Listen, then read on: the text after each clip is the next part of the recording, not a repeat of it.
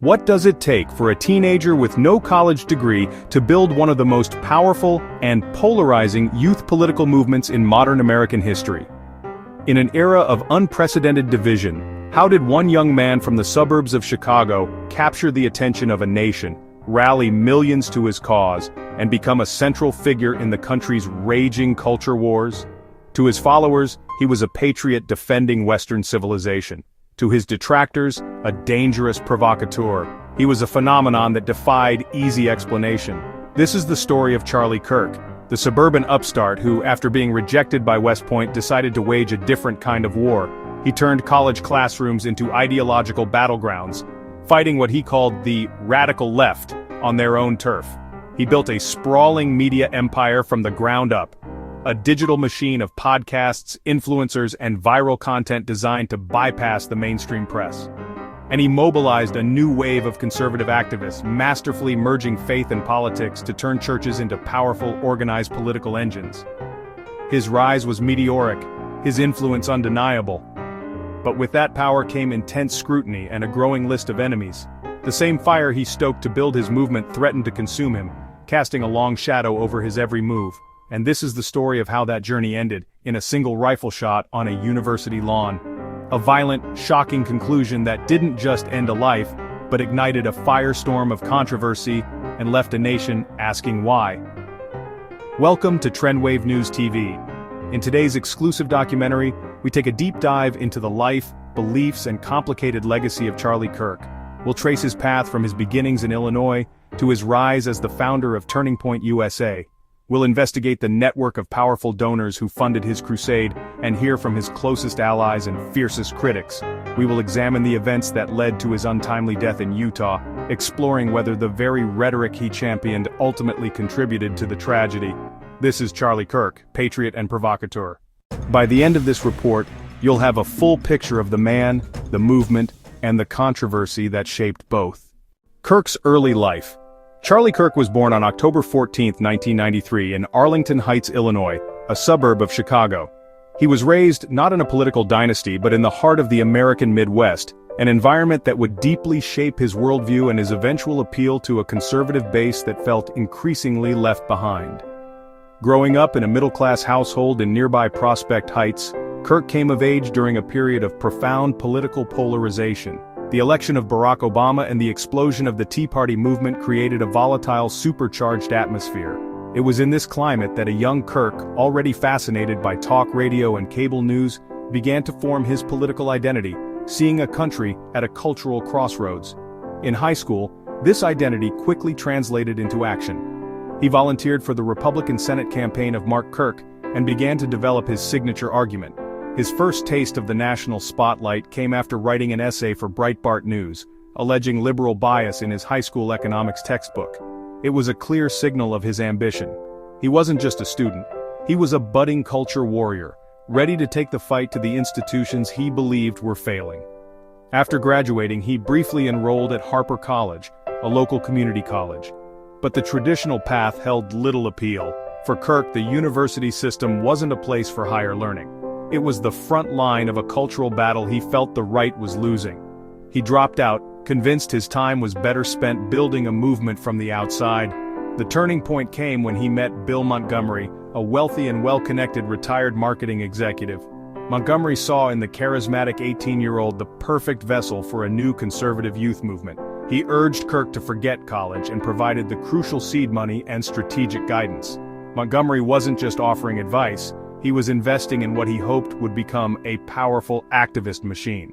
With Montgomery's backing, Turning Point USA was born in 2012. The mission was audacious, to build the country's most organized, active, and powerful conservative youth activist network on college and high school campuses. The name itself was a declaration of intent. They were there to create a turning point in American culture. The rise of Turning Point USA. In the wake of the 2012 election, a new front in America's culture war was opening on college campuses.